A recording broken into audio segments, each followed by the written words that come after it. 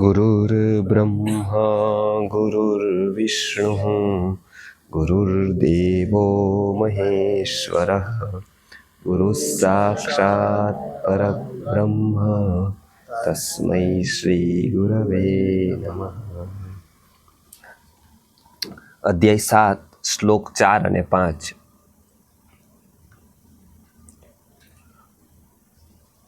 भूमिरापो नलो वायुः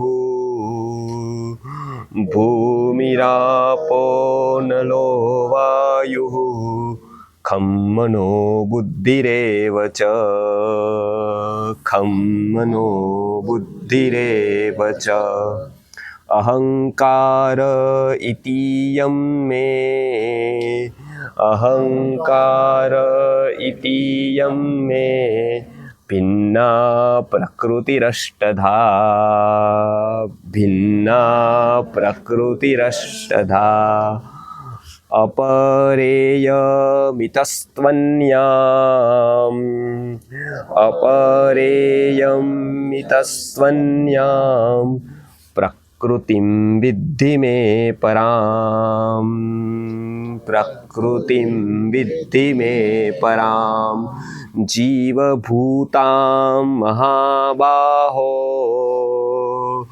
जीवभूतां महाबाहो ययेदन्धार्यते जगत् ययेदन्धार्यते जगत्।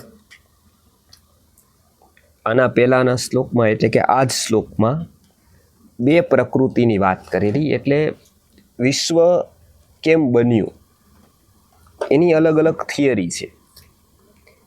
એમાં સૌથી રેશનલ બૌદ્ધિક વ્યૂ છે એ દર્શનશાસ્ત્રો રજૂ કરે છે। વિશ્વ કોઈ એક્સિડેન્ટલી બનેલું છે, એક્સિડેન્ટલી બનેલું માનવામાં આવે તો બુદ્ધિ સ્વીકાર નથી કરતી, કેમ કે એક્સિડેન્ટલી કોઈ પણ વસ્તુ થાય તો એ એક સરખી ન થાય। બીજું સર્જન ન થાય, એક્સિડેન્ટલી વિસર્જન થાય। કોઈ એવું માને કે મકાન એક્સિડેન્ટલી પડી ગયું તો થઈ શકે, પણ એક્સિડેન્ટલી બની ગયું તો ન થાય। તો ગોઠવાય કેમ ઈટો, મતલબ કોઈ બુદ્ધિ તત્વની ત્યાં જરૂર પડે, કોઈ મિકેનિઝમની જરૂર પડે। એટલે સૌ પ્રથમ એ ખ્યાલ એક્સિડેન્ટલી જે થયું એ તત્વજ્ઞાનમાં ન બેઠો। બીજું ભગવાને ઉત્પન્ન કર્યું, આખું બનાવ્યું બ્રહ્મે, તો એ એવી રીતે બનાવ્યું જેવી રીતે કુંભારે ઘડો બનાવે છે, જેવી રીતે એક વ્યક્તિ કપડાં બનાવે છે, જેવી રીતે ચિત્રકાર ચિત્ર બનાવે છે, એવી રીતે વિશ્વ બન્યું। કેમ કે આપણે બનેલું જોયું એની લિમિટેશન છે। આપણે બધું એવું જ બનેલું જોયું કે જ્યાં કર્તા પૂરેપૂરો એક્ટિવ હોય, ચિત્રકાર પૂરેપૂરો એક્ટિવ છે ચિત્રમાં, અને એકવાર બની ગયું પછી ચિત્રકારની કોઈ જરૂર નથી। પછી ચિત્રકાર મરી પણ જશે તો પણ ચિત્ર રહેશે, કુંભાર મરી પણ જશે, ઘડો રહેશે। એટલે ઘડોને બનાવવા વાળો કોઈ પણ વ્યક્તિ એવી રીતે બન્યું તો કે નહીં। આ બધું જે સજીવો કરે છે મનુષ્યો, એ સર્જન અલગ છે। આખી સૃષ્ટિનું સર્જન થયું એ અલગ વસ્તુ છે, એ એવી રીતે નથી થયું। તો કેવી રીતે થયું, તો એની આખી એક પ્રક્રિયા વર્ણવે છે। આ પ્રક્રિયા એટલે કઠિન પડે કેમ કે આપણે ટીવીનું મિકેનિઝમ ન જાણતા હોય તો આપણે એટલું પણ ન જાણી શકીએ જિંદગી આખી ટીવી જોઈને કે આ ચિત્ર અહીંયા કેમ આવે આવી રીતે। દિલ્હીમાં કોઈક ડાન્સ કરે, દિલ્હીમાં કોઈક ક્રિકેટ રમે અને બેઠે બેઠો અહીંયા કેમ દેખાય, એ કેટલા સિદ્ધાંતો કામ કરે, વિજ્ઞાનના 8 જેટલા ફંડામેન્ટલી સિદ્ધાંતો કામ કરે, ત્યારે એ ક્રિકેટ રમે ને આપણને બેઠે બેઠા દેખાય। એઝ ઇટ ઇઝ એવું જ દેખાય, એ જ કલર દેખાય, એટલો એવો જ વ્યક્તિ દેખાય, એ જ સમયે દેખાય। આ એમનેમ ન દેખાય, પણ આટલું સમજવું હોય તો આપણને મિનિમમ વર્ષ કે 2 વર્ષ એનું મિકેનિઝમ સમજતા લાગે કે ત્યાં ક્રિકેટ રમાઈ જાય ને અહીંયા આજે આપણે બધા જોઈ છીએ એટલે પ્રશ્ન નથી થતો ભાઈ.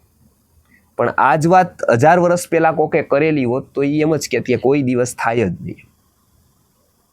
100 વર્ષ પહેલા કોકે કીધું હોત કે તમે ગમે ત્યાં હોય અને ગમે તેની સાથે તમે વાત કરી શકો, તો 100 વર્ષ પહેલા આ વાત કોઈ માનત નહીં કે વચ્ચે વાયર ન હોય તો વાત થાય કેવી રીતે, સંભળાય કેવી રીતે. આ જેમ મોબાઈલ લઈને બધા જાય છે એવું 100 વર્ષ પહેલા કોકે કીધું હોત તો કેવા વાળાને લોકો પાગલ કરે કે એવું થાય જ નહીં કે ગમે ત્યાંથી ગમે એ વ્યક્તિ ધારે એની સાથે વાત કરી શકે ને ધારે એટલો ટાઈમ વાત કરી શકે, એવું કોઈ માનત ન માનત. કેમ તો કે એની પાછળ જે મિકેનિઝમ છે એનું જ્ઞાન નથી ત્યાં સુધી એ માનવાના નથી. હમણાં જ બેન પૂછતા હતા વોચમેનને કે ઉપર જે સત્સંગ ચાલે શેનો ચાલે છે તને ખબર છે? આપણને આશ્ચર્ય થશે કે આટલું જ દૂર છે, માત્ર 2 માળ દૂર નથી, એ 2 જન્મારા દૂર છે, 2 નહીં કદાચ 20 જન્મારા દૂર છે. આમ તો ફરક 3 માળનો જ છે એને, પણ આમ 3 માળનો નથી, આમ એને જન્મારાઓનું ડિસ્ટન્સ છે. હજી એ ક્યાંથી જાણી શકે? આપણને કોઈ પૂછે તમારા ઘર ટીવી છે તો કે હા, કેટલા ટાઈમ ત્યાં જોવો, અંદર શું છે એ ખબર છે, કોયલ કેવી આવે છે, તો આપણે શું કહીએ એને કે ભાઈ એનાથી આપણને ક્યાં મતલબ છે, આપણે ટીવી જોવાથી મતલબ છે. એવું જ એને છે, એને એનાથી ક્યાં મતલબ છે કે ગીતા હાલતી હોય કે ભાગવત હાલતો હોય, જે હોય.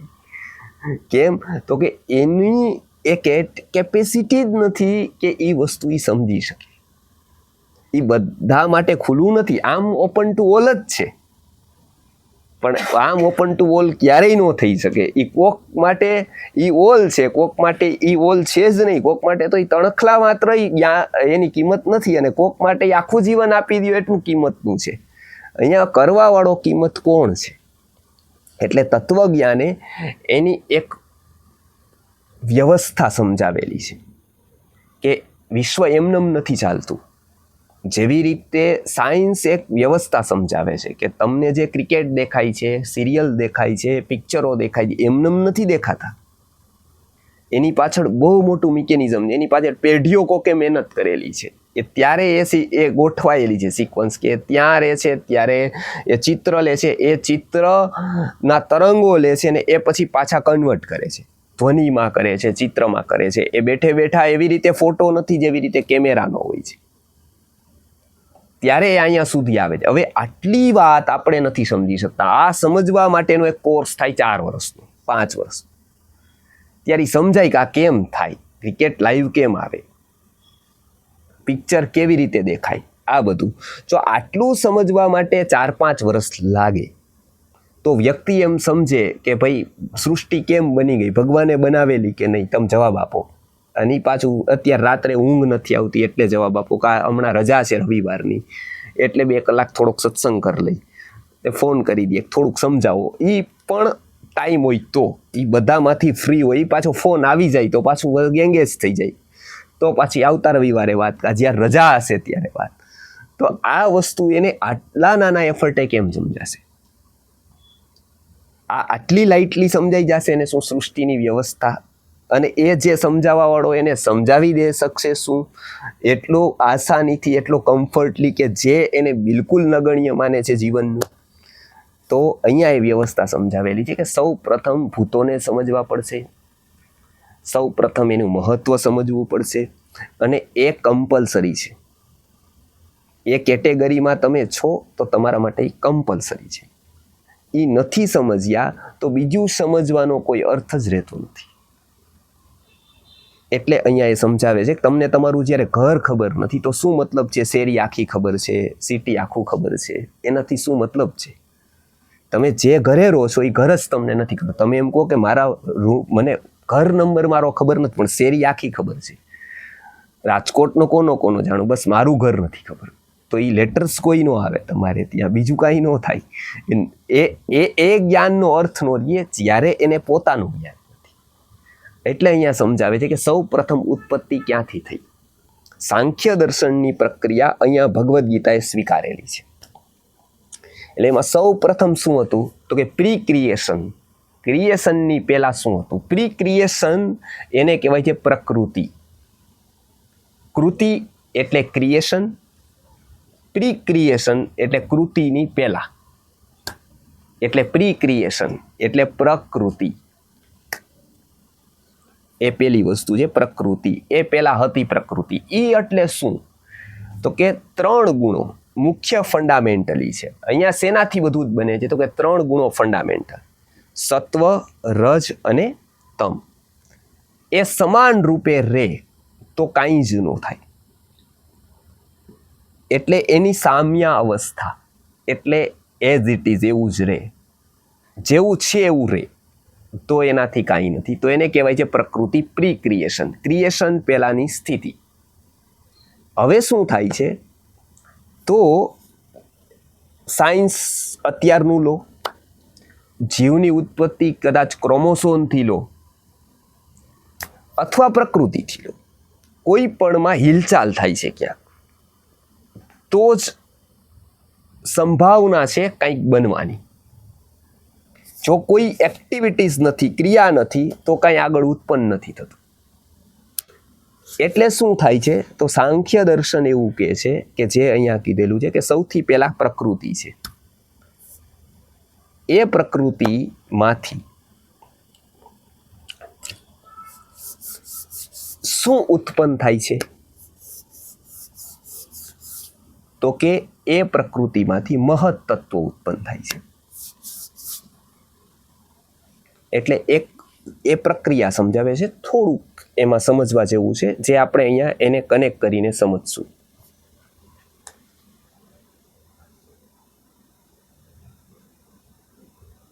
એનાથી તો કે અહંકાર ઉત્પન્ન થાય છે. એનાથી 16 વસ્તુ ઉત્પન્ન થાય છે. અને એનાથી પંચમહાભૂતો ઉત્પન્ન. કેવી રીતે એ સમજાવીએ? સૌથી પહેલા પ્રકૃતિ છે, પછી શું છે? તો કે પછી મહત તત્વ ઉત્પન્ન થાય છે. મહત તત્વ એને આપણે બુદ્ધિ લઈશું અહીંયા, એટલે પછી બુદ્ધિ ઉત્પન્ન થાય છે.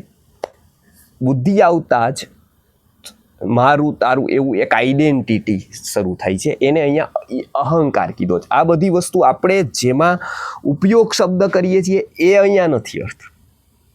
બરાબર? કેમ કે શું કામ? તો કે એ આખું ફિલોસોફી છે અને ઓલો વ્યવહાર છે. બેયના શબ્દ અલગ અલગ હોય. સપોઝ આપણે ત્યાં એક્સચેન્જ શબ્દ વાપરે તો આમ તો બદલવું થાય, પણ તમે આ જ વસ્તુ એરપોર્ટ ઉપર વાપરો તો ત્યાં અલગ થાય. ત્યાં એક્સચેન્જ એટલે ત્યાં બાથરૂમમાં ન લખેલું, ત્યાં ઓલું મની એક્સચેન્જની વાત હોય. બરાબર? કે ભાઈ આ એક્સચેન્જ લખેલું છે તો શેનું? તો કે ત્યાં હોય કે કરન્સીનું હોય. પણ શબ્દો એક જ વપરાય. સપોઝ કોઈ એમ કહે કે ભાઈ આ ગુજરાતી પેપરમાં આવે કે ભાઈ આ નેતાએ આટલા રૂપિયા ખાધા, તો એનું ઇંગ્લિશ એવું ન થાય કે એને ઈટ કર્યા કે એ ખાઈ ગયા એમ.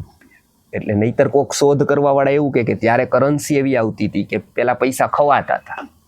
આજથી 400 વર્ષ પછી કોઈ ગુજરાત સમાચાર વાંચે, કોઈ પેપર વાંચે તો એ શું સંશોધન કરે કે આપણે અત્યારે પૈસા ફરી ગયા, પહેલાંની કરન્સી એવી આવતી હતી કે એ લોકો ખાતા હતા બી ખરા, ખાઈ શકાય એવું. પણ એ ખાધા એનો અર્થ એવો નથી કે જેવો આપણે અત્યારે બ્રેડ ખાધી એવા અર્થમાં પૈસા ખાધા એવો અર્થ નથી. પૈસા ખાધા મતલબ એને રાખ્યા બ્લેક ના, કાં તો એને ગ્લાન્સ લીધી એવા અર્થમાં ત્યાં પૈસા ખાધા એવો શબ્દ છે, ખાએ પૈસે એવો. તો એની ટર્મિનોલોજી છે કે જે ગમે તેટલી ભાષા આવડે પણ એ વસ્તુ એને ન આવડે. અહીંયા સપોઝ અમેરિકન આવીને કોક શીખી જાય, પણ કાઠિયાવાડી શબ્દો કે સૌરાષ્ટ્રની ભાષામાં જે લોકવાયકાઓ છે, રૂઢિઓ છે, આવા વાક્યો એ ન શીખી શકે. એને એનો અર્થ ન સમજાય કે આ શું કહે છે ટૂંકમાં. પણ અહીંના અભણ માણસને પણ સમજાઈ જાય, કેમ કે બિયોન્ડ લેંગ્વેજ છે, ભાષા નથી, એ બોલી છે, એ બોલાય છે, લખાતી નથી. એવી રીતે અહીંયા પણ આપણે સમજશું તો જે જનરલ ભાષામાં જે ઉપયોગ કરતા હશું એવો અહીંયા એવો અર્થ નથી, પણ એક સમજાય એટલે અહીંયા દીધું છે. તો પેલું છે પ્રકૃતિ, પ્રકૃતિમાંથી મહત, મહતમાંથી થાય છે અહંકાર. બરાબર છે? અહંકારથી શું થાય છે? બસ ત્યાંથી શરૂઆત થાય છે, અહંકારથી બધી જ. બરાબર? ત્યાંથી શું થાય? તો કે પંચ જ્ઞાનેન્દ્રિય, પંચ કર્મેન્દ્રિય, પંચ જ્ઞાનેન્દ્રિય, પંચ કર્મેન્દ્રિય, એક મન એટલે 11 થયા, અને પંચ તન માત્રા બરાબર. પંચ જ્ઞાનેન્દ્રિય, પંચ કર્મેન્દ્રિય એ આપણને ખબર છે, ઇઝીલી સમજાઈ જાય એટલા માટે જે કમાન્ડ સ્વીકારે છે એને કર્મેન્દ્રિય કહેવાય. ઈ લાઈક વર્કર્સ, લાઈક લેબર. અને જે કમાન્ડ આપે છે અથવા તો જે સીધા જ કોન્ટેક્ટમાં છે મનના, શું છે કે એક કોઈ ડાયરેક્ટર છે અને એક લેબર છે. લેબર છે એ ડાયરેક્ટરના સીધા કોન્ટેક્ટમાં નથી અને કાં ન હોવા જોઈએ, બરાબર. એ મેનેજરના કોન્ટેક્ટમાં હોય, ડાયરેક્ટરના કોન્ટેક્ટમાં ન હોય. અહીંયા શું છે કે જ્ઞાનેન્દ્રિયો છે ને એ ડાયરેક્ટ મનના કોન્ટેક્ટમાં છે, એટલે એને જ્ઞાનેન્દ્રિય કહેવાય છે. એ સીધું જ. સપોઝ જ્ઞાનેન્દ્રિયો 5 યાદ રાખવી હોય તો કઈ કઈ છે, તો કે જે આપણને વિષયોનું જ્ઞાન કરાવે છે, તો એ કઈ છે, તો ઇઝીલી યાદ રહીએ. 1 ત્વગિન્દ્રિય, આખા શરીરમાં વ્યાપ્ત છે. એ આપણને શેનું જ્ઞાન કરાવે છે, તો કે ગરમ અને ઠંડાનું. કોઈ એને સ્પર્શનું જ્ઞાન કરાવે છે, ટચ. આમ તો એના ઘણા પ્રકાર છે કે લીસો છે, ખર છે, બરાબર. પણ આપણે લૌકિક ભાષામાં જોઈએ તો ગરમ અને ઠંડુ લાગે છે, શીત સ્પર્શ અને ઉષ્ણ સ્પર્શ, અથવા તો અનુષ્ણાશીત, ઠંડુ નહીં ગરમ નહીં, એવું જે ટચ ફિલિંગ આવે છે એ શરીરના કોઈ પણ ભાગથી આપણે કરી શકીએ, બરાબર. તો એ ક્યાં છે, તો કે ત્વગિન્દ્રિય સર્વ શરીરવર્તી. એ ક્યાં છે, તો કે સર્વ શરીરવર્તી છે. અંદરના ભાગમાં પણ છે અને બહારના ભાગમાં પણ છે. શું કરે છે, તો કે એ શેનું જ્ઞાન કરાવે છે આપણને, ટચનું. તો એ સર્વ શરીરવર્તી છે. તો આપણે અહીંયા લઈએ, આખું રિપ્રેઝેન્ટેટિવ અહીંથી કરે, બરાબર. એટલે અહીંયા લઈએ આખું, અહીંયાથી. સેકન્ડ, તો કે એનાથી ઉપર જાઓ, એટલે આનાથી ઉપર રસનેન્દ્રિય આવે, એટલે જીભ છે. જીભની અંદર જીહ્વાગ્રવર્તી એનું સ્થાન આપ્યું છે કે જ્યાં આપણને આખી જીભથી ટેસ્ટ નથી ખબર પડતો, અમુક પોઈન્ટથી જ આપણને ટેસ્ટ ખબર પડે છે. અને એમાં પણ વિશેષ ટેસ્ટ એક પોઈન્ટ ઉપર ખબર પડે છે. ભલે આપણે તો ભેળ ખાય એટલે આપણને ખબર નથી કે આપણે વર્ષોથી ખાઈ છીએ, ક્યાંથી પડે આપણે લેવા દેવા નથી બહુ એનાથી. એટલે બિનજરૂરી વસ્તુ આપણે કોઈ વિચારતા નથી, આવું વિચારીને જવું કે ખોટું આપણે મગજમારી કરવી, એના કરતાં જેને રાખ્યું હશે એને બરોબર જ રાખ્યું. પણ જ્ઞાન માટે આ જરૂર પડે છે. એનું કારણ કે એ અંતર્મુખ થવા માટે આ બધી વસ્તુ જરૂરી છે. જો વ્યક્તિને અંતર્મુખ થવું હોય, કેમ કે વ્યક્તિના મનનો એવો સ્વભાવ છે કે જ્યારે એ સલામતી અનુભવે ત્યારે એ બહાર તરફ જાય છે અને અસલામતી અનુભવે ત્યારે એ અંદર તરફ જાય છે. જોજો, તમે બહુ ગુસ્સાએ થઈ ગયા હોય, બહુ થાક, ત્યારે તમને લોકો નહીં ગમે, ત્યારે તમને એકલા પણ ગમશે, ત્યારે તમે લોકોથી ભાગશો, ત્યારે તમને એમ લાગશે કે કોઈ ફોન ન કરે, ત્યારે ફોન ન આવે એ જ સારું. નકર તમે એવા જવાબ દેવો કે બીજી વાર પછી ઓલાને ફોન કરવા જેવું નહીં રહે. એટલે ત્યારે મન જ્યારે સલામતી છે ત્યારે એ બહાર તરફ જશે, અસલામતી અનુભવશે અંદર તરફ જશે. અસલામતી જ્યારે થાય છે ત્યારે એ એકાંત તરફ, અંદર તરફ જાય છે. પણ ત્યારે એનું અંદર તરફ જવું સાર્થક નથી થતું, કેમ કે ત્યારે એ કેપેબિલિટી જ નથી કે કોઈ વિચારી શકે. એટલે અહીંયા પેલી તો કે ત્વગિન્દ્રિય, સેકન્ડ રસનેન્દ્રિય. રસનેન્દ્રિય જીહ્વાગ્રવર્તી, જીભના ભાગમાં છે. એ શું કરે છે કે ટેસ્ટ ઓળખાવાનું કામ કરે છે. ઓલું શું કરે છે, સ્પર્શ ઓળખવાનું કામ કરે છે. જીભમાં રહીને રસનેન્દ્રિય શું કરે છે, પણ એ માત્ર જીભમાં જ છે. એટલે ટેસ્ટ આપણને અહીંયા કોઈ મૂકે તો પણ આવતો નથી, એ જીભમાં જ પર્ટિક્યુલર મૂકવો પડે તો જ ટેસ્ટ આવે છે, બરાબર. અને એ જો શૂન્ય થાય છે કે એના સ્નાયુઓમાં કોઈ તકલીફ પડે છે, તો એ ટેસ્ટની શક્તિ, જીભ એમને રહે છે, શક્તિ નીકળી જાય છે. કોરોના વખતે થયું હતું એવું, કે ખબર નહોતી પડતી, બરાબર. તો એ શું કામ થયું હતું કે રસનેન્દ્રિયની ઉપર જે આવરણ છે એ કંઈક આવી જાય છે તો એ એની શક્તિ વહી જાય છે. એટલે એ રસનેન્દ્રિય શું કરે છે, રસનું જ્ઞાન કરાવવાનું કામ કરે છે. એટલે આ બીજું જ્ઞાન કરાવ્યું. એક સ્પર્શનું જ્ઞાન કરાવ્યું, એક રસનું. એ ઉપર છે એટલે યુનિવર્સના જે ઇવોલ્યુશન છે, ઉત્ક્રાંતિવાદ છે, એ આપણને પછી મળેલી છે. પહેલી ત્વગિન્દ્રિય મળેલી, પછી જીભ રસનેન્દ્રિય મળેલી, ત્રીજી ઘ્રાણેન્દ્રિય છે. એટલે 1, 2 અહીંયા ત્રીજું છે. ઘ્રાણેન્દ્રિય શું કામ કરે છે કે ગંધને પારખવાનું કામ કરે, સુગંધ લેવાનું કામ કરે છે. આ ત્રીજી છે. 1, 2 અને 3. ચોથી છે એ કઈ છે તો કે આંખ છે. બરાબર. એ એટલી વિલક્ષણ છે કે એના વિશે હજી વૈજ્ઞાનિકો એ જાણી નથી શક્યા. આંખને જ, આત્મા તો બહુ દૂરની વાત છે, મન તો અતિ દૂર છે, આંખને જ નથી જાણી શક્યા. આંખનું લોકેશન ઉપર નીચે હોત યદી બે આવી રીતે છે, એનું ડિસ્ટન્સ પણ એવી રીતે છે. સપોઝ વાળ વધે, કેલ્શિયમથી વધે છે, અને વાળ ઉપર તો જાત જાતની એટલી લોકવાયકા છે. જુનાગઢ જાઓ તો સાધુ બધા આટલા મોટા વાળ, કેટલા બધા સાધુ જેટલા પણ છે એટલા વાળથી મોસ્ટલી ઓળખાય. જેની આઈડેન્ટિટી જે કોઈ હોય તો વાળથી છે. અને સ્ત્રીઓને પણ વાળ ગમે છે. આ બે ઉપર વાળ ઉપરનું આખું મિકેનિઝમ હોય છે વાળનું. કેમ કે લોકોને વાળ સફેદ થાય તેની બહુ તકલીફ છે, મગજ કાળું થાય તેની ઉપર કોઈ ચિંતા નથી એને. પણ બેયમાં ફરક એટલો છે કે એક છે ને એ ઉંમર વધારે બતાવે છે, ખૂબ મલ્ટીપ્લાય કરીને. એક છે એ ઉંમર ઓછી બતાવે છે. જો તમે ત્યાં સાધુને જુઓ તો એની આઈડેન્ટિટી શું થાય છે ખબર? કે અમારા એક ગુરુ છે, કેટલા તો કે 200 વર્ષના છે, કોઈ કે 250 વર્ષના છે.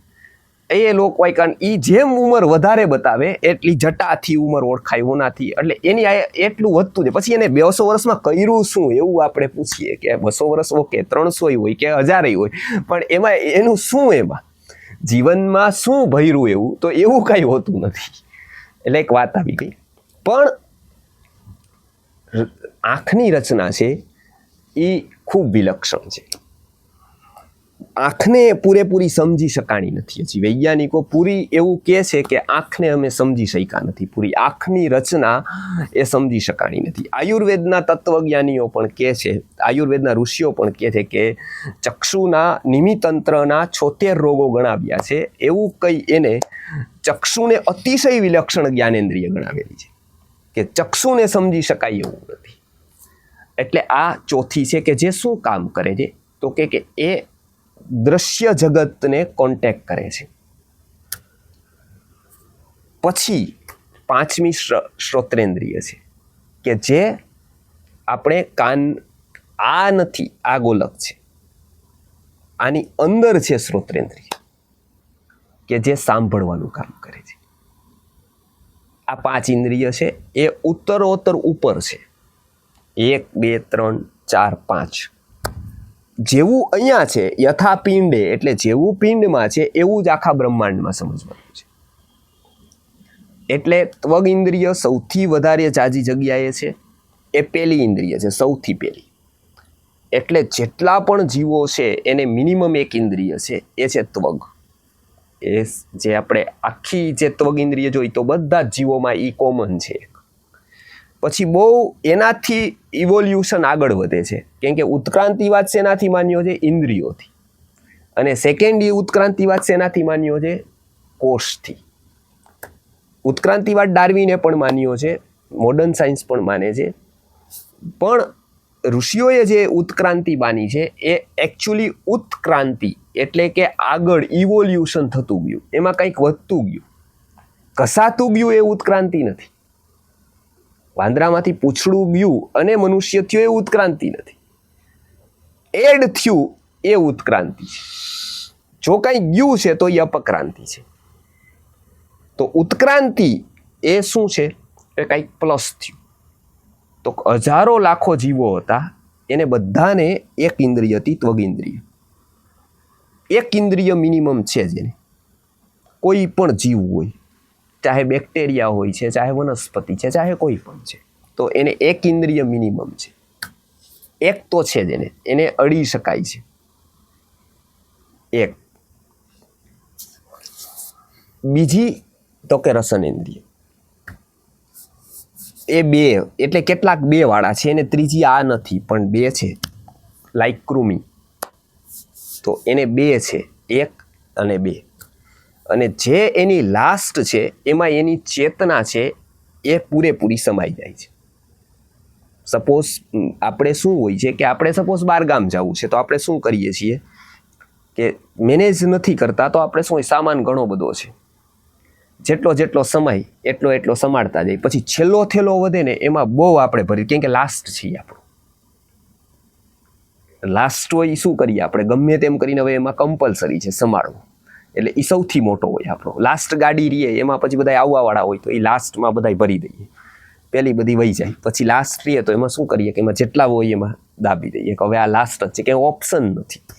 એમ વ્યક્તિની ઇન્દ્રિયોના સ્તરની ચેતના છે એ અંતિમ ઇન્દ્રિયો ઉપર પ્રસારિત છે. અંતિમ ઇન્દ્રિય એની સ્ટ્રોંગ છે, જે પણ જીવ હોય એની. એટલે કૃમિની કઈ ઇન્દ્રિય સ્ટ્રોંગ છે? રસનેન્દ્રિય. એટલે જેવું મીઠું ખાધું એવા એ કૃમિ થઈ જશે, એ રસ લેવા આવશે, બરાબર, કેમ કે રસનેન્દ્રિય એની સ્ટ્રોંગ છે. થર્ડ તો કે ઘ્રાણેન્દ્રિય. તો એવા કેટલાક છે કે જેને 1, 2, 3 જ છે, 4th 5th નથી એને, એવા પણ જીવો છે. કેટલાક એવા છે પતંગિયા જેવા કે જેને 1, 2, 3, 4 છે, 5th નથી, કાન નથી, સાંભળી શકતા નથી. પણ ઈ તો એની કઈ છે તો કે એની આ સ્ટ્રોંગ છે. એ દૂરથી પ્રકાશ હશે તો એને ખબર પડી જશે, એટલે એ તરફ ઈ જશે. આપણું તો કે આપણી 1, 2, 3, 4, 5 આ સ્ટ્રોંગ છે, આ નહીં. એટલે આપણે સૌથી વધારે પ્રભાવિત જોઈને નથી થતા, આપણે સૌથી વધારે પ્રભાવિત સાંભળીને થાય છે. એટલે દર્શન ભક્તિ નથી, શ્રવણ ભક્તિ છે. શ્રવણમ કીર્તનમ વિષ્ણુ સ્મરણમ પાદ સેવનમ અર્ચનમ વંદનમ દાસ્યમ સસખ્યમ આત્મનિવેદનમ. એમાં શ્રવણથી શરૂ થાય છે, એટલે સાંભળવાનું મહત્વ છે. નકર એવું હોત કે ભાઈ હાલો સારા મહાત્મા લાગ્યા તો જોવો 1 કલાક, એને અલગ અલગ એંગલથી જોવો, અથવા તો કોઈક સારી વસ્તુ આવી તો એને જોવા જાઓ, એવું નથી મહત્વ. કોઈને જોવા જવાનું મહત્વ નથી, સાંભળવાનું મહત્વ છે. એટલે વિદ્વાન એને નથી કહેતા કે જેને બહુ બધું જોયું છે, એને પણ નથી કહેતા કે જેને બહુ બધું વાંચ્યું છે, પણ એને કહે છે કે જેને બહુ સાંભળ્યું છે. એટલે વેલ લર્નેડ, એને સંસ્કૃતમાં શબ્દ છે બહુશ્રુત, બહુ પઠન. એમ કે જ્યારે વ્યક્તિ સાંભળે છે ને, એ એકાગ્રતા સાંભળવામાં આવે છે ને, એવી એની પુસ્તક વાંચવામાં નથી આવતી. એ પોતે વાંચે છે ત્યારે એટલો એકાગ્ર નથી થઈ શકતો કે જ્યારે એ સાંભળે છે ત્યારે થાય છે. કેમ કે એ બેઝિક એમ બન્યું છે સાંભળવા માટે. એની લર્નિંગ સ્કિલ છે એ વાંચવા માટે બની નથી. એટલે બહુ પહેલા લેખન કળા હતી, પણ એપ્લાય સદીઓ પછી થઈ. એ ક્યારે થઈ કે જ્યારે મેઇન ટૂલ કામનું આવ્યું, એટલે એ ઓપ્શન આપ્યું, અને ઓપ્શન ઉપર આ જગત આખું આવી ગયું. એ એક નાનો અમથો ઓપ્શન આપ્યો પુસ્તકનો કે ઓકે તમે સાંભળી નથી શકતા તો વાંચો. તો આજે આખું સાંભળવાનું ગયું, વાંચવાનું આવ્યું, પણ એની બહુ લિમિટેશન્સ છે. એટલે આપણે કઈ તો કે આ ઇન્દ્રિય મહત્વની. એટલે આપણે જ્યારે સૂઈ જાય છીએ ત્યારે દૂરનો કોઈ અવાજ આવે તો જાગી જાય છે. કેમ કે સૌથી વધારે એલર્ટ મોડ ઉપર હોય છે ને તો એ શ્રવણેન્દ્રિય છે, શ્રોત્રેન્દ્રિય છે. એટલે એ બહુ મહત્વની ઇન્દ્રિય છે. આ 5 કઈ વાત કરી તો કે જ્ઞાનેન્દ્રિયની. જ્ઞાનેન્દ્રિય શું કામ કહેવાય છે કે મનના ડાયરેક્ટ કોન્ટેક્ટમાં છે ને, એ 5 આપણને નોલેજ કરાવે છે. તો કે શેનું નોલેજ કરાવે છે? તો કે એક આમ તો ઘણું બધું કરાવે છે, પણ મુખ્ય ક્યુ કે જે એના વગર થાય જ નહીં, તો કે એક છે ત્વગિન્દ્રિય સ્પર્શનું, જે એના વગર શક્ય નથી. પછી તો કે રસનેન્દ્રિય, રસ નામના ગુણનું. પછી તો કે ઘ્રાણેન્દ્રિય, ગંધનું. આ તો કે રૂપનું. આ તો કે શબ્દનું. બરાબર. તો એનું કરાવે છે, એનું કારણ એમાંથી ઉત્પન્ન થઈ છે, એટલે એને કહેવાય છે તન્માત્રા. એને શું કહેવાય છે કે તન્માત્રા. સપોઝ શ્રોત્રેન્દ્રિય જે છે એની સાથે કનેક્શન છે શબ્દનું, અથવા તો શબ્દ માટે જ એની ઉત્પત્તિ થઈ છે, અથવા શબ્દથી જ એની ઉત્પત્તિ થઈ છે એવું કહેવાય. સપોઝ એ એક ન્યાય છે. શું ન્યાય છે એનું? કુદરત આખું બન્યું છે, એક વ્યવસ્થાથી બન્યું છે. એમાં એક પ્રશ્ન આવે છે. શું પ્રશ્ન આવે છે? તો કે પહેલો પ્રશ્ન એવો છે કે વ્યક્તિને પહેલા તરસ હતી અને પછી પાણી આવ્યું, કે પહેલા પાણી હતું એટલે એને તરસ લાગી? સપોઝ વિચારો કે આ જગતમાં પાણી ન હોત તો શું થાત? આપણને તરસ લાગી ગમે તેટલી, અન્ન છે, સોનું છે, બધું જ છે. આના કરતાં 50 ગણી ટેકનોલોજી સારી, બધું જ છે આપણી પાસે, પણ માત્ર પાણી નથી. તો શું થાય? પાણી નથી તો કલ્પી શકાય આપણે, આ બધાની કોઈ કિંમત રહે ન રહી. બરાબર? મતલબ તો તરસ આપી એ પહેલા શું હતું? પાણી હતું. ભૂખ લાગી એ પહેલા શું હતું? અનાજ હતું, અન્ન હતું, કંઈક ખાવા જેવું કંઈક હતું સપોઝ, તો જ ભૂખ લાગી છે. તો પહેલા આ બધું તૈયાર થયું ને પછી આને ભાવો જાગ્યા, કે પહેલા ભાવો આપ્યા ને પછી વ્યવસ્થા કરતા ગયા? એ આપણી જેમ કે ભાઈ હાલો આ ભૂલાઈ ગયું તો એ લઈ લ્યો, ઓલું થઈ ગયું તો એ લઈ લ્યો. એવું થયું છે કે પહેલા હતું બધું અને પછી ભાવો? તો પહેલા દ્રવ્ય અને ભાવ, આ બંને વચ્ચેનું સિક્વન્સ છે કે જો ક્યાંક પાણી જગતમાં છે તો જ એને તરસ છે. હોઈ શકે કે કોઈ દુકાળ પડે તો કોક દેશમાં ન હોય, પણ એને તરસ છે મતલબ જગતમાં ક્યાંક ને ક્યાંક પાણી છે. એને શોધે, એ શોધી લે તો ઓકે, તો એ જીવનમાં એ જીવન ટકાવી શકે. એને ક્યાંક દુકાળ પડે વર્ષોના, ઓકે, પણ એને ભૂખ છે મતલબ ક્યાંક ને ક્યાંક ખાવા જેવી વસ્તુઓ છે. તો અહીંયા શું થયું? એ એની એક સિક્વન્સ છે. તો જ એનામાં એ ભાવ છે કે જો જગતમાં આ વસ્તુ ક્યાંક ને ક્યાંક છે, નકર એનામાં એ ભાવ નથી. એની એ બેયની વચ્ચે એક સિક્વન્સ છે. સપોઝ બાળક જન્મે છે, ત્યારે બાળકને સૌથી વધારે પોષણ દેવાવાળું માતાનું દૂધ છે. તો એ જન્મે છે પછી નથી બનતું. લોકોને એમ લાગે છે કે દૂધ તો હવે બનતું નથી. દૂધ તો એને સ્તન્યવહ સ્રોતસ તો જ્યારે ગર્ભમાં આવે છે ને ત્યારે જ એને સ્તન્યવહ સ્રોતસ સક્રિય થાય છે. એની એ એક જ વાર માત્ર એવું જ છે કે એ ગર્ભ હોય તો જ થાય છે. નકર કોઈ વિજ્ઞાન, કોઈ દવા, આયુર્વેદની કોઈ ઔષધિઓ સ્તન્યવહ સ્રોતસને સક્રિય નથી કરી શકતી. તમે એમનેમ સતાવરી ખાઓ, ટનો ખાઈ જાઓ, કાંઈ સ્તન્ય ન બને. પણ એકવાર ગર્ભ રહે પછી સતાવરી ન પણ ખાવ તો સ્તન્ય બને. એક પણ ઔષધિ લે નહીં.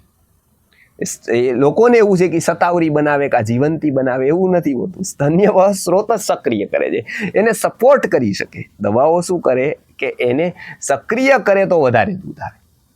વાત્સલ્ય નામનો ભાવ એમાં જોડાય છે તો જ પાછું એ દૂધ આવે છે, તો જ એનું પ્રવર્તન થાય. એ એના હાથમાં છે જ નહીં. અને કુદરતે ઘણી બધી વસ્તુઓ જે બહુ મહત્વની છે ને એ મનુષ્યના હાથમાં નથી રાખી. એને યંત્રારૂઢ કરી દીધી છે, એને ઓટોમોડ સિસ્ટમ ઉપર રાખેલી છે. જો એવું ન હોત તો આપણે જેમ ક્યારેક સોદો કરવા બેઠા અને તરસ ભૂલી જાય છે, અત્યારે એના કરતાં મોટું કોક આવી ગયું હોય ગ્રાહક તો ભૂખ ભૂલી જાય છે, ચા એમને ઠંડી થઈ જાય, એમ ક્યારેક શ્વાસ લેવાનું ભૂલી જાત તો આપણો સોદો થઈ જાત પૂરેપૂરો. કોકની સાથે ચાલતો હોય તો કે શ્વાસોશ્વાસ આપણા હાથમાં રાખ્યા હોત સપોઝ, તો વિચાર કરો કેટલા રોજ મરતા હોત. કેમ કે આપણે ભૂખ ભૂલી જાય. જેવો ગ્રાહક આવ્યો મોટો એવું આપણે બધું ભૂલી જાય. કેમ કે ત્યાં જ પરમાત્મા દેખાય આપણને કે બસ આ જન્મોની આપણને સાર્થક થઈ ગયો. હવે તો અમેરિકાની પાર્ટી આવી કે લંડનની કે બ્રિટનની, તો ત્યારે શું થાત આપણું? ત્યારે શ્વાસોશ્વાસ લાવતા ભૂલી જાત કે ભૂલી ગયા તો પૂરું ત્યાં ત્યાં. તો એને વેદાંત કહે છે કે એ કુદરતે આપણા હાથમાં નથી રાખ્યું, એ આપણને ખબર જ નથી, એટલે જીવન યોનિના વિભાગમાં નાખી દીધું. એ સ્વૈચ્છિક ક્રિયા નથી રાખી, અનૈચ્છિક ક્રિયા રાખી દીધી. એ તમે નાક બંધ કરી શકો પણ એને ચલાવી ન શકો. એટલે એને જેટલી મહત્વની વસ્તુ હતી ને એક પણ મનુષ્યના તાબામાં નથી રાખી. જેટલી જરૂરી નહોતી બહુ, એના વગર ચાલે એવું હતું, એટલી જ એના તાબામાં છે. એટલે એને જીવન યોની નામનો યત્ન કહે છે ને એ અદૃષ્ટથી જ ચાલે છે. એને ખબર નથી, એ ઓટોમોડ ઉપર રાખી દીધો છે. એને ખબર હોય કે ન હોય, એ સૂતો હોય, જાગતો હોય, ઇવન મૂર્છામાં હોય, અને કેટલા વર્ષો ને વર્ષો એ કોમા મારીએ છતાં પણ એના શ્વસન તંત્ર શ્વાસ ચાલશે એટલે એ જ રિધમથી ચાલશે.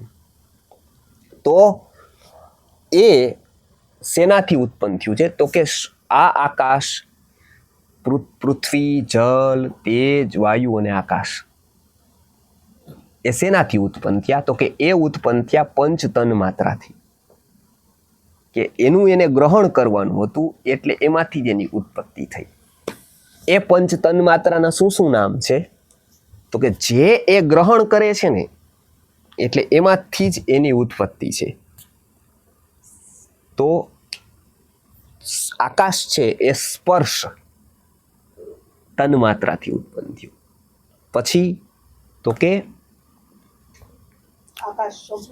શબ્દથી ઉત્પન્ન થયું. વાયુ છે એ સ્પર્શથી, તેજ છે રૂપથી, જલ છે સ્પર્શથી અને પૃથ્વી છે ગંધથી. એક એની વિશેષ આઈડેન્ટિટી છે, એનાથી એ ઉત્પન્ન થાય છે. એટલે પંચતન માત્રાથી શું ઉત્પન્ન થયું? પંચ મહાભૂત. તો કેટલા થયા ગણીએ તો? સૌથી પહેલા પ્રકૃતિ હતી, પ્રકૃતિમાંથી મહત્તત્વ, મહત્તત્વમાંથી અહંકાર. એટલે પ્રકૃતિ એક, મહત્તત્વ બીજું, અહંકાર ત્રીજો. અહંકારે 16 વસ્તુ: પંચ જ્ઞાનેન્દ્રિય, પંચ કર્મેન્દ્રિય, પંચ તન્માત્રા અને મન. અથવા એમ ગણો કે પંચ જ્ઞાનેન્દ્રિય, પંચ કર્મેન્દ્રિય, મન એટલે 11 થઈ ગયા. પંચ તન્માત્રા એટલે 16 થયા. 16. હવે 16માં છેલ્લા 5 વધ્યા પંચ તન્માત્રા, એમાંથી પંચ મહાભૂત. તો કેટલા થયા બધા? પંચ મહાભૂતો એ પૂરું થયું. તો કેટલા થયા? પંચ મહાભૂત, બરાબર. એને ઉત્પન્ન કરવાવાળી પંચ તન્માત્રા. એની બાજુમાં શું થયું હતું? તો કે પંચ જ્ઞાનેન્દ્રિય, પંચ કર્મેન્દ્રિય અને મન 11. એટલે 11 5 આ એટલે 16નો સમૂહ હતો. આખો એ ગ્રુપ હતું 16નું. એ 16માંથી ખાલી પંચ તન્માત્રાએ પંચ મહાભૂત જ ઉત્પન્ન કર્યા, કેમ કે એને ભૌતિકતા તરફ જવું છે. ઓકે, તો ફરીથી ગણીએ તો કેટલા થયા? 5 લાસ્ટ એટલે પંચ મહાભૂત જે આપણા ડાયરેક્ટ કોન્ટેક્ટમાં છે. એક નિયમ બીજો જાણી લેજો. આ વસ્તુ જે થાય છે ને હંમેશા કોઈ પણ જગ્યાએ, એ હંમેશા સૂક્ષ્મમાંથી સ્થૂળ થાય, સ્થૂળમાંથી સૂક્ષ્મ ન થાય. રો મટીરિયલ હોય એ સૂક્ષ્મ હોય, એમાંથી જે પ્રોડક્ટ તૈયાર થાય એ સ્થૂળ થાય. સ્ક્રૂ અને બીજું બધું આવડું હોય, એમાંથી જે મશીન તૈયાર થાય એ મોટું. એ શું થયું? સૂક્ષ્મમાંથી સ્થૂળ થયું. બરાબર. જે બધી જ વસ્તુ કરી એ શું થઈ? એવા ફોર્મમાં આપી કે જેનો યુઝ થઈ શકે. સૂક્ષ્મ ફોર્મ એવું નથી કે જેમાંથી યુઝ થઈ શકે. જનરલ વાત કરીએ, કેટલીક વસ્તુ એવી છે કે જે તૈયાર થાય છે પણ એ જનરલ યુઝમાં નથી. એ શું કરે છે કે એક મોટા ફોર્મને તોડીને સૂક્ષ્મ થતી જાય. બરાબર. તો એ અલગ વસ્તુ થઈ ગઈ. એવી વસ્તુ પણ એ જનરલ યુઝમાં ન હોય. જનરલ યુઝમાં જેટલી પણ આપણા વિષયોને આપણે બધામાં ઉપયોગમાં આવે છે, જેમ કે કાપડ, તો પેલા તાંતણા હતા, એમાંથી શું બન્યું? કાપડ. તો યુઝમાં આવ્યું કે સૂક્ષ્મમાંથી શું થયું? સ્થૂળ થયું. એટલે ઢાંકી શક્યું શરીરને. બરાબર. બધું જ એવું છે. એવી રીતે અહીંયા પણ શું હતું? પેલા સૂક્ષ્મ પ્રકૃતિ હતી, પછી સ્થૂળ થતા મહાભૂત સુધી આવ્યું. એ લાસ્ટ વન છે. એ લાસ્ટ. બરોબર છે. તો પંચ મહાભૂત લાસ્ટ આપણા કોન્ટેક્ટમાં છે. એનાથી સૂક્ષ્મ જઈએ તો ક્યાંથી ઉત્પન્ન થયું? પંચ તન માત્રા. એની બાજુમાં શું હતું? પંચ તન માત્રાની બાજુમાં એમાં આપણું ફોર્મ રાખી દઈએ. બરાબર. તો એમાં આપણું ફોર્મ રાખીએ તો પંચ જ્ઞાનેન્દ્રિય, પંચ કર્મેન્દ્રિય અને મન. એ ક્યાંથી ઉત્પન્ન થયું? તો આ જળ અને ચેતન બેયનું રો મટીરિયલ એક આવ્યું, તો કે અહંકાર. એ ક્યાંથી ઉત્પન્ન થયું? મહતમાંથી. અને એની ઉત્પત્તિ પ્રકૃતિમાંથી. તો પ્રકૃતિ 1, મહત 2, અહંકાર 3, પછી 16. એટલે 16 ને 3 19 અને લાસ્ટ 5. બરોબર. પંચ મહાભૂત એ 5. એટલે કેટલા થયા? 19 ને 5 24. આ 24 તત્વો સાંખ્ય દર્શન સ્વીકારે છે. અને એવું કહે છે કે ચતુર્વિંશતિ તત્વજ્ઞો યત્ર તત્રાશ્રમે રમન જટી મુંડી શીખી વાપી મુચ્યતે નાત્ર સંશયા. આ 24 તત્વોનું જ્ઞાન થાય તો જટી મુંડી શીખી વાપી મુચ્યતે નાત્ર સંશયા. એટલે કોઈ પણ રહેતો હોય, ગૃહસ્થીમાં હોય કે છોકરો હોય મોટો હોય કોઈ એ મુક્ત થઈ શકે. એનું બેઝિક એટલું સ્ટ્રોંગ થાય, એ તૈયાર થાય કે એ વ્યક્તિને એવી સ્થિતિ આવે કે એ તત્વનું જ્ઞાન કરી શકે. બરાબર, આ સાંખ્ય દર્શન સમજાવે છે આખું પ્રકૃતિનું નિરૂપણ. બરોબર. હવે અહીંયા ગીતામાં જોઈએ સીધી, તો અહીંયા એમાંથી 8 વસ્તુ મુખ્યતાથી લીધી, આપણને સમજાઈ જાય. એટલે એમાં શું લીધું તો કે પહેલા લીધા પૃથ્વી, જલ, તેજ, વાયુ અને આકાશ, આ પંચમહાભૂતો. બરાબર છે. આના 2 કેટેગરીઝ છે, એક સૂક્ષ્મ છે અને એક આપણે જે અત્યારે વસ્તુ બની એ સ્થૂલ છે. આપણા શિક્ષણમાં આમાંથી મેક્સિમમ 4 વસ્તુ જ આવે છે, પૃથ્વી, જલ, તેજ, વાયુ. આકાશની ક્યાંય વાત નથી આવતી, કેમ કે આકાશ તો ઓલું માને છે, વચ્ચેનું અવકાશની વાત. આ 4માંથી પણ બહુ લિમિટેડ વાત આ શિક્ષણમાં સમાયેલી છે, એના પછીની કોઈ વાત આ શિક્ષણમાં નથી. એટલે બહુ ઓછી વસ્તુમાં આપણા વર્ષો વયા જાય છે શીખવામાં. કોઈ પણ વસ્તુ હશે આ 4ની આસપાસ ફરતી હશે, કા પૃથ્વી, કા જલ, કા તેજ અને કા વાયુ, એ પણ પ્રોપર તો નહીં. તો એનાથી શું થાય છે તો કે એનાથી વ્યક્તિને જીવનમાં જે આંતરિક બદલાવ આવવો જોઈએ એ નથી આવતો. તો આ 4 પછી જે 5 પછી જે શરૂ થાય છે એ એકચ્યુઅલી જીવન છે. ત્યાં સુધી ભોગ છે. પૃથ્વી, જલ, તેજ, વાયુ અને આકાશ સુધી જે વ્યક્તિ છે એ તો ભોગમાં છે, એ મટીરિયલ છે. એના પછી જે શરૂ થાય છે એવી 3 વસ્તુ ગણાવી છે. એ કઈ છે તો કે મન, બુદ્ધિ અને અહંકાર. આ 3 એને અંતર પ્રકૃતિ તરીકે કીધા છે અને બાહ્ય પ્રકૃતિ તરીકે. એટલે ટોટલ કેટલા થયા? 8. આ ગીતાની દ્રષ્ટિથી હું વાત કરું છું. મુખ્ય કેટલી કીધી અહીંયા પ્રકૃતિ? 8. ભૂમિ, આપો, નલો, વાયુ, ખમ એટલે કે આકાશ, મનો, બુદ્ધિ અને અહંકાર. બરાબર છે. આ કીધી અપરા. બરાબર છે. પરા એટલે શ્રેષ્ઠ અને અપરા એટલે ગૌણ. બરાબર છે. જે ગૌણ આ પાછી પ્રકૃતિ 8 છે. એમાંથી પંચમહાભૂતોની વાત આપણે ગયા વખતે જોઈ લીધી હતી, પૃથ્વી, જલ, તેજ, વાયુ ને આકાશની. હવે અંતરની વાત કરે છે કે જે એકચ્યુઅલી શિક્ષણ છે. જ્યારથી શિક્ષણની શરૂઆત થાય છે, ભોગ તરફથી વ્યક્તિ બહાર તરફથી અંદર જતા જે પહેલું સ્ટેશન છે એ કયું છે તો કે મન. મન એટલે ઓલા 11માંથી એને લીધું છે, કેમ કે કેપ્ટન છે, એ મુખ્ય છે. એટલે 10 ઇન્દ્રિયોનું પ્રતિનિધિત્વ એક મન અહીંયા કરે છે. એટલે મનથી એને આખો સમૂહ લીધો. અહીંયા સાંખ્યોએ 11 ગણાવ્યા, ત્યાં પંચ જ્ઞાનેન્દ્રિય, પંચ કર્મેન્દ્રિય, એક મન. અહીંયા સીધું જ ઉપાડ્યો એના લીડરને. એ કોણ છે?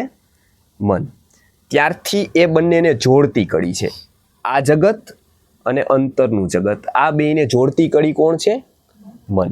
આપણે ત્યાં એવું માન્યું કે જોડતી કડીનું બહુ મહત્વ છે, કે જે થોડા ગુણો આના રાખે અને થોડા ગુણો આના રાખે એ જોડી શકે. એ નો તો આના જેવું હોય, નો તો આના જેવું હોય. સપોઝ 2 કાગળને ચોંટાડવા છે તો એ કાગળ નો ચોંટાડી શકે. 2 કાગળને ચોંટાડવા માટે ગુંદર જોઈએ. કાગળ ગમે તેવો હોય પણ એ 2 કાગળને નો ચોંટાડી શકે. 2 લાકડાને ચોંટાડવા છે તો લાકડું નો ચોંટાડી શકે, એ ફેવિકોલ ચોંટાડી શકે. બેયને જોડવા વાળું જે છે બાઇન્ડિંગ એજન્ટ, એની એક અલગ આઈડેન્ટિટી હોય તો એ બેયને જોડી શકે. એવી રીતે અહીંયા આપણે ત્યાં એવું કીધું કે ગુરુનો રોલ આવે. તો એ શું કરે કે એ પહેલાના કાળની વાત છે, તો એ પરમાત્માને પણ જાણે અને લોકને પણ જાણે. એટલે એ અમુક વસ્તુઓ આની જાણે, અમુક વસ્તુ આની જાણે, એટલે એ આને અહીંયા સંયુક્ત કરી શકે. એ બેયને જોટાડવા વાળું, બેયને જોઈન કરવા વાળું કોઈ જોઈએ.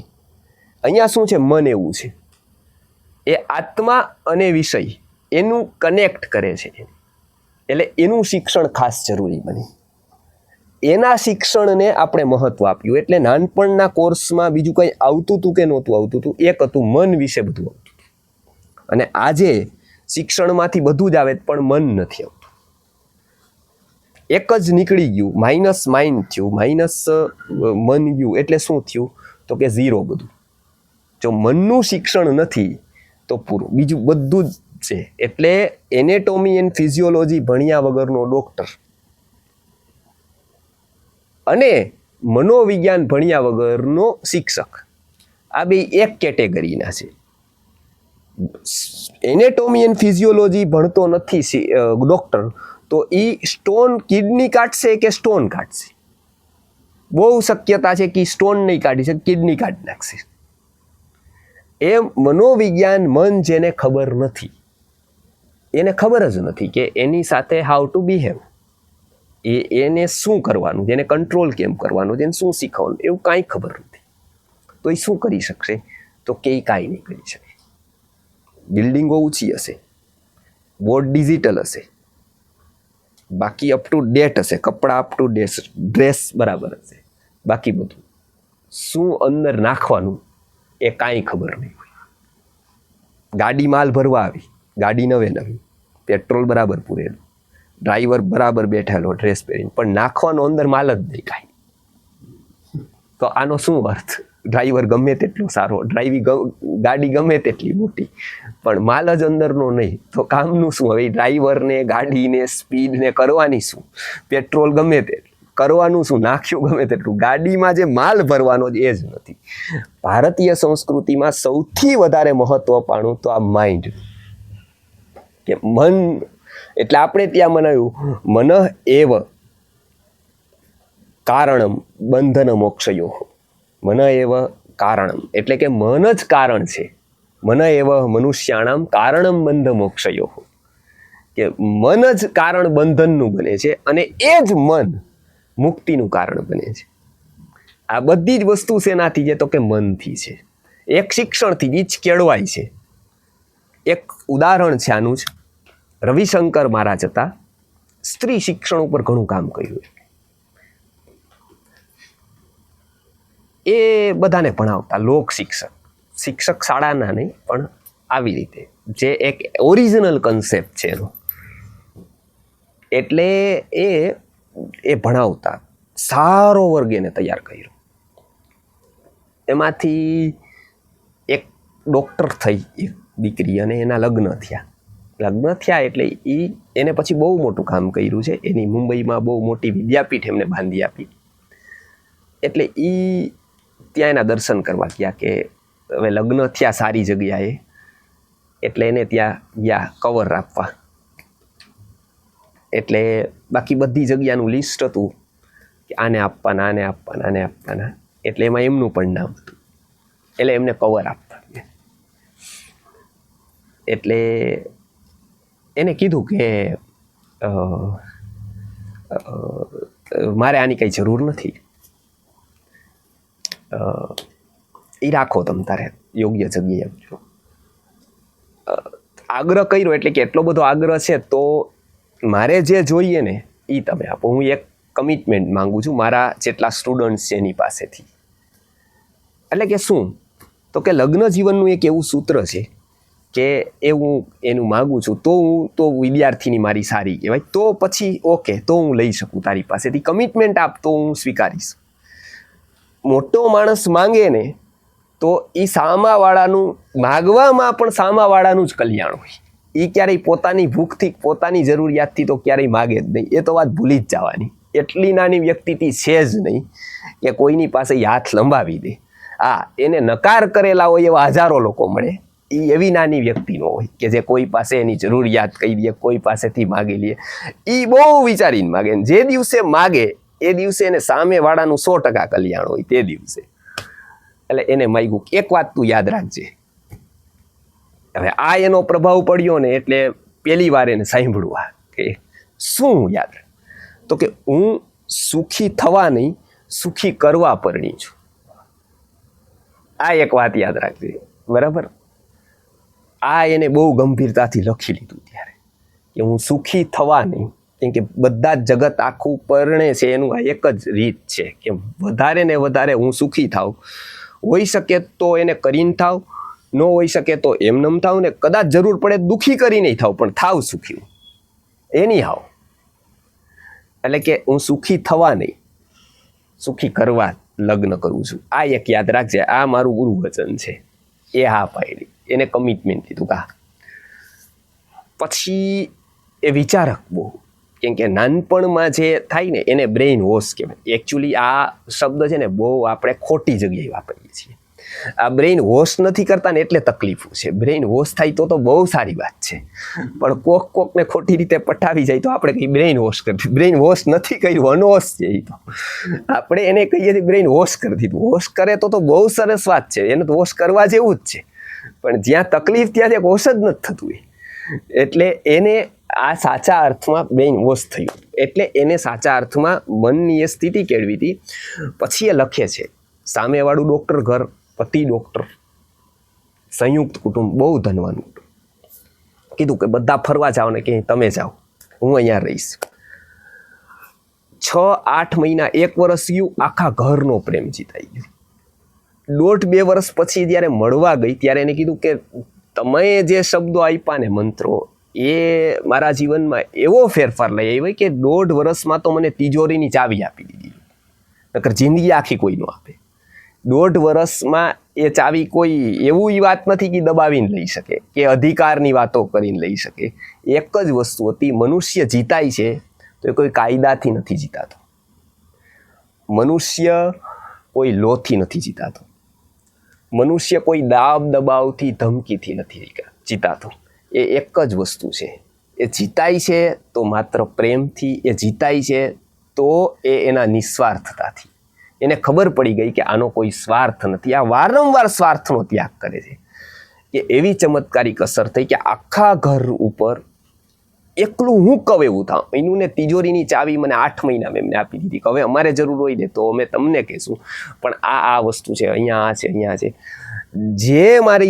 જે મારા જેઠાણીઓથી લઈને એ બધા 25 વર્ષ 20 વર્ષમાં નહોતા કરી શક્યા, એ આ વસ્તુ મેં 8 મહિનામાં કરી દીધી. આ એક પ્રભાવ એવો પડ્યો મારો. એટલે એ આવ્યા ને પછી તો એને 4-5 ભવન મહારાજને એવું કીધું કે આ શિક્ષણનું અમે કોઈ ચૂકવી શકીએ એમ નથી મૂલ્ય, પણ એમને ત્યાં સ્ત્રી શિક્ષણ માટે ઊભું કર્યું. આ શેનું છે કે મનનો પ્રભાવ છે. આ મનનું બહુ મહત્વ ગીતાકાર રાખે છે. એટલે જ એ મય્યેવ મન આધસ્ત્વ મયી બુદ્ધિ નિવેશય એવું કહે છે. મનના ખૂબ શ્લોકો ગીતામાં છે. અહીંનો પણ પ્રયોગ એ મન ઉપરનો જ કહે છે. મહત્વની વસ્તુ એક મન છે, એ બાહ્ય જગત અને આંતરિક જગતને જોડતી કડી છે. આ મનને વિકસિત કરવાની વાત જ અહીંયા છે. જો કેટલું બધું શિક્ષણ લીધું પણ મન ઉપર કાંઈ ન થયું તો કોઈ દિવસ સંસ્કાર ઇન્ટરનલ લેવલ ઉપર થતા નથી ક્યારેય. એ માત્ર બહાર જ જે વસ્તુ છે એ બહાર જ રહે છે, મન સુધીની અસર નથી થતી. એટલે એક પ્રકૃતિનો મોટો ભાગ એ મન છે. એ કેવું છે તો કે સંકલ્પ વિકલ્પાત્મક.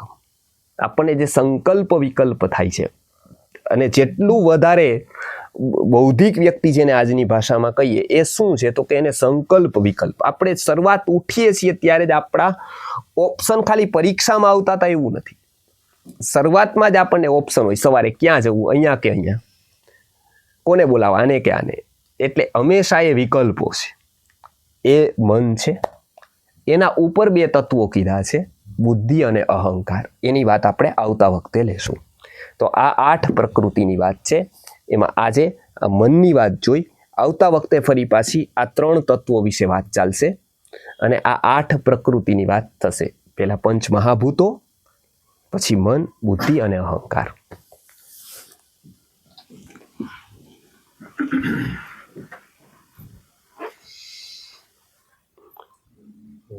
ગુરુર બ્રહ્મા ગુરુર્વિષ્ણુ ગુરુર્દેવો મહેશ્વરઃ ગુરુ સાક્ષાત પરબ્રહ્મ તસ્મૈ શ્રી ગુરુવે